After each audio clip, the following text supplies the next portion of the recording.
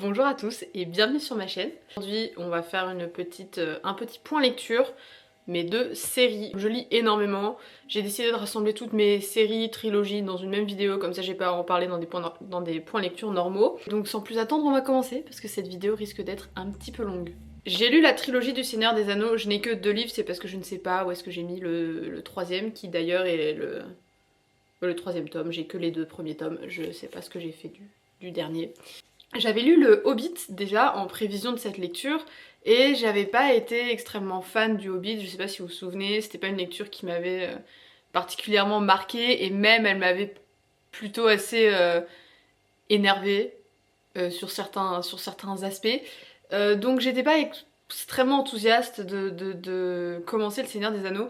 Le premier tome a été juste incroyablement long pour moi, qui n'est pas forcément fan de fantasy. J'en lis pas beaucoup, je suis pas... C'est pas trop mon... C'est pas mon genre de prédilection du tout en fait, la fantasy. Et donc le premier tome du Seigneur des Anneaux était trop long pour moi. Voilà, je l'ai lu en 2 mois tellement il était long. Euh, et donc après j'avais quelques réticences à lire les 2 suivants et heureusement, mais alors heureusement que je n'ai pas abandonné parce que le deuxième je crois que c'est celui que j'ai lu le plus vite et que j'ai préféré et le troisième était incroyable, tout aussi incroyable. Donc en fait je pense que les tomes individuels, en tout cas le premier tome, est compliqué à lire pour ceux qui comme moi sont pas trop fans de fantasy. En revanche je conseille à ceux qui sont à ça d'abandonner de continuer parce que les 2 tomes suivants sont juste incroyables. Moi j'ai adoré et en fait je trouve que à partir du moment où la communauté de l'anneau se sépare et que chacun va faire sa propre quête et va faire son propre chemin, je trouve que ça devient beaucoup plus intéressant à ce moment-là parce qu'on suit des personnages qui ne sont plus ensemble, qui n'ont aucune idée de ce que font les autres, de où ils en sont, de s'ils vont réussir dans leur quête, et ça rend la chose plus intéressante. J'ai préféré suivre ces moments-là. Et alors, mes moments préférés des préférés, c'est ceux qui incluaient Pipin, euh, parce que j'adore ce personnage, je crois que c'est mon personnage préféré. Donc le Seigneur des Anneaux, c'est validé. Vraiment, je suis très contente d'avoir enfin lu ce grand classique de la littérature quand même. Et je trouve que ça en valait vraiment la peine. Ensuite, j'ai lu les 3 livres qui font partie de la série Tant que le café est encore chaud. Je les ai lus en anglais puisque je préfère les couvertures anglaises que les couvertures françaises. C'est une traduction du japonais, l'auteur s'appelle Toshikazu Kawaguchi, si je prononce ça bien. Il y a encore 2 livres je crois dans cette même série et c'est 2 livres que je ne lirai pas. Parce que j'ai pas assez accroché. En fait, dans cette histoire, si vous voulez, on suit l'histoire d'un café dans lequel on peut remonter dans le temps et il y a plusieurs règles. Et la règle la plus importante, c'est revenir dans le présent euh, avant que le café ne refroidisse. Donc tant que le café est encore chaud, on peut être dans le passé, mais s'il est refroidi, après on peut plus revenir quoi. Donc c'était un très beau livre, le premier tome que j'ai beaucoup aimé pour la morale de l'histoire et pour les petites pour la philosophie en fait de l'histoire. Après le deuxième tome et le troisième tome, j'ai trouvé que vraiment c'est des histoires complémentaires, alors c'est intéressant, mais la morale de l'histoire reste la même que dans le premier tome. Il n'y a rien qui change si ce n'est les noms des personnages et leurs histoires qui sont un petit peu différentes. Mais sinon, à part ça, j'ai pas trouvé ça du tout intéressant de lire le tome 2 et le tome 3. Bien que j'ai accroché vraiment le tome 1, j'avais bien aimé ce tome, mais j'étais déjà réticente à lire les suivants à l'époque où j'ai terminé celui-ci parce que je me suis dit que je voyais pas trop comment cette série pouvait continuer si vous voulez. C'est pas une science-fiction, ça parle beaucoup de deuil, donc c'est quelque chose que j'aime beaucoup dans la littérature. Voilà, en revanche, le tome 2 et le tome 3, j'ai vraiment trouvé que c'était exactement les mêmes histoires, mais changement de nom de personnage et puis quelques détails ici et là. Mais sinon, globalement, la morale de l'histoire reste la même. Et donc, je vous avoue que j'ai pas trop compris l'utilité des 2 autres, des tomes suivants. Après, je dis ça comme ça, mais un livre n'a pas besoin d'être utile pour être bien. Euh, il est vrai, je m'exprime mal. Mais Ce que je veux dire, c'est que ce livre, le premier tome, se suffisait à lui-même et qu'il n'y avait pas besoin d'en écrire d'autres. Ensuite, j'ai lu des mangas qui seront dans mon top 5, c'est sûr et certain, de mes livres préférés de l'année 2025. Il s'agit de Planetarium Ghost Travel de Sakana Sakatsuki. Dans ce petit manga vraiment extrêmement cosy, nous suivons un jeune homme, qui est juste ici sur la couverture, qui est chargé de préserver la culture des planètes endormies. En fait, c'est un système solaire dans lequel il y a une espèce de maladie qui fait que les gens s'endorment et se transforment en arbres. Et il n'y a aucun retour possible dans cette maladie, le processus est irréversible. Et donc forcément, plus il y a de gens qui s'endorment, moins il y a de gens pour préserver la culture de ces planètes-là. Et donc, lui, il est chargé de ça, de rencontrer des gens, de ramener des petits objets, des petits détails, des petits morceaux de leur culture dans une grande base pour que ces cultures-là ne soient pas oubliées. J'ai trouvé déjà que le concept de ce manga était juste incroyable. Enfin, je veux dire, c'est pas une histoire à laquelle n'importe qui aurait pu penser. Je sais pas comment expliquer. Il y aurait tellement d'autres aspects à explorer de cette histoire. Par exemple, le fait que les gens tombent endormis et se transforment en arbres.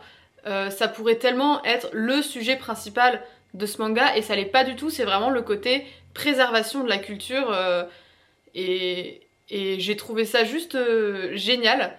Il faut savoir que je ne lis pas beaucoup de mangas parce que c'est des séries à rallonge et j'ai du mal à commencer des mangas où il y a déjà 100 tomes et voilà. Et ça c'est vraiment un petit manga extrêmement cosy.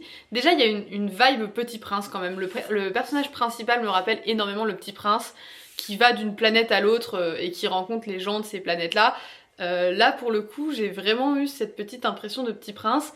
C'est très cosy comme univers et c'est juste tellement bien dessiné. L'art dans ce manga est juste...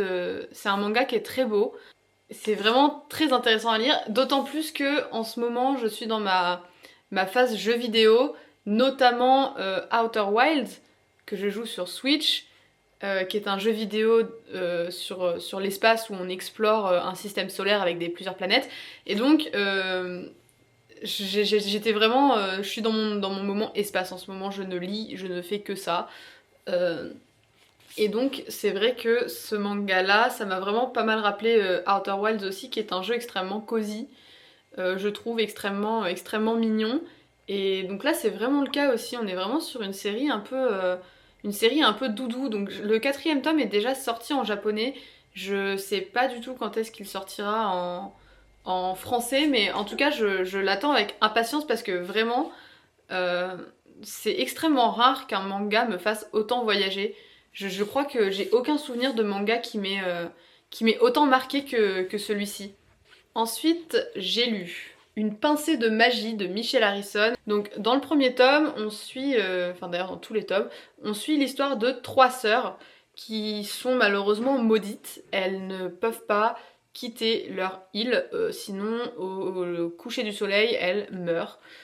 On ne sait pas d'où vient cette malédiction, c'est une malédiction qui est passée de génération en génération à toutes les filles. Ça embête énormément Betty, qui est la sœur du milieu, parce qu'elle veut voyager, et donc toutes les trois, ces 3 sœurs décident de s'allier et d'essayer de trouver peut-être une façon de briser le sort, de briser cette malédiction. Ça va les amener dans des endroits vraiment inattendus, elles vont faire des rencontres vraiment très inattendues, et ce premier tome, j'avoue que je l'ai dévoré tellement il était bien. C'était une excellente lecture avec une autrice qui maîtrise vraiment très bien sa plume, parce que c'est une plume qui rentre parfaitement dans l'univers qu'elle crée. Donc ça déjà en soi c'est un bon talent et c'est ce qui fait aussi une bonne lecture. Donc j'ai dévoré le tome 1. J'ai moins aimé le tome 2 déjà parce que l'histoire est différente. Donc j'étais moins intéressée par l'histoire et surtout on nous présente dans le tome 1, autre que les 3 sœurs, on nous présente d'autres personnages qui deviennent importants et auxquels on s'attache. Et de ces personnages-là, à la fin du premier tome, dans le deuxième, on n'en entend plus parler du tout. Et moi j'aurais bien aimé qu'il y ait quand même un petit retour ou alors des nouvelles de ces personnages. C'est pas le cas. Donc quand j'ai compris qu'on ne reverrait pas ces personnages auxquels je me suis attachée dans le tome 1, je vous avoue que j'étais un peu dégoûtée, donc le deuxième tome m'a pas spécialement intéressée. Des trois, c'est celui que j'ai moins aimé. Et après, dans le troisième tome, alors pareil, aucune nouvelle des personnages du premier tome auquel je me suis attachée, mais le troisième tome était vraiment très bien et beaucoup plus inquiétant. Il y avait une atmosphère dans le troisième tome un peu creepy, si vous voyez ce que je veux dire. C'était une atmosphère vraiment lourde d'horreur, mais alors de l'horreur comme un enfant de 13 ans l'entend, hein, donc c'est pas de l'horreur à la Annabelle, hein, c'est de l'horreur enfantine, mais c'est vrai que c'est une vibe un peu plus sombre, j'ai envie de dire, que les deux premiers tomes. Et pour ça, j'ai beaucoup aimé aussi ce troisième tome. Donc si je devais leur donner un ordre, le premier, évidemment, le préféré, le troisième, c'était le deuxième meilleur, et le deuxième arrive en numéro 3 sur le podium. Nous arrivons à la plus grande série que je dois vous présenter. J'ai nommé Le Dernier Royaume de Morgan Rhodes, donc tome 1, tome 2, tome 3, tome 4. Je n'ai pas trouvé le tome 5 en français, pas de panique. J'ai acheté le tome 5 en anglais, donc en fait ce que je déteste avec cette série c'est qu'ils sont pas du tout, ils ne matchent pas quoi, on n'est pas sur la même, je peux pas les mettre ensemble sur mon étagère, ils matchent pas, c'est insupportable. Mais on fait ce qu'on peut avec ce qu'on a.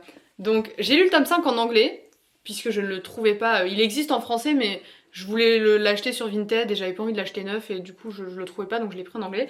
En revanche, le tome 6 n'a jamais été traduit en français et pour cela j'ai été obligée d'acheter le tome 6 en anglais pareil que le tome 5. Donc je ne sais pas vraiment pourquoi je me dois de vous parler de cette série en sachant que si vous ne parlez pas anglais, vous ne connaîtrez jamais la fin. Voilà, donc il faut savoir ça si jamais vous avez envie de la lire. Cela étant dit, pourquoi j'ai lu ça ? Je les ai lus sur demande de ma copine, ma chère et tendre, qui n'a jamais connu la fin de cette histoire du coup, puisqu'elle les a commencées, elle est allée jusqu'au tome 4, et puis après, le tome 5 n'a été traduit qu'en 2019, donc très très tard après sa sortie aux États-Unis, et le tome 6 n'a jamais été traduit, donc au moins j'ai pu lui raconter comment se terminait toute cette histoire. Ici, on suit plusieurs personnages. Je dirais que... Alors l'histoire, je vais vous dire l'histoire de ce personnage puisque c'est avec elle que l'histoire commence. Donc on suit Cléiona, dite Cléo, qui va se voir faire voler son royaume par un royaume voisin. Elle va se retrouver dans un mariage forcé, son père est mort, c'est la seule survivante de sa lignée, etc. Il y a plein de trahisons, d'alliances inattendues, des vieux, des anciens dieux, de la magie, enfin bref, tout ce qu'il faut pour faire une bonne potion fantasy.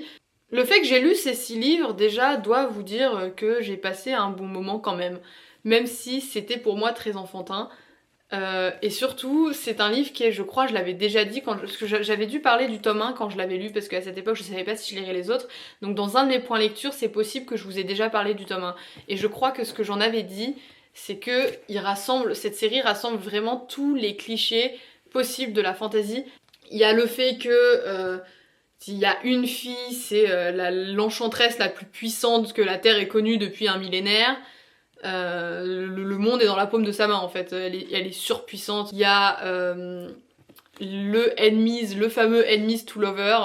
Toujours est-il que c'était une bonne série quand même que j'aurais sans doute dévoré si j'avais eu 12 ans quoi, comme les Chevaliers d'Émeraude que j'avais lu en une traite, les 12 tomes je me souviens j'avais peut-être 12 ans et demi. Mais bon là je suis un peu trop grande, même si c'était quand même une bonne lecture, un bon moment. Je suis déjà que c'est pas vraiment spécialement mon genre de littérature de prédilection, mon genre littéraire de prédilection. En plus de ça, c'était vraiment très enfantin quoi. Voilà, messieurs, dames, c'est tout pour la petite présentation d'aujourd'hui. Je vous souhaite de passer une excellente semaine, de lire de bons livres, et nous on se retrouve peut-être dans 2 heures pour la vidéo suivante qui sera également un point lecture. Au revoir!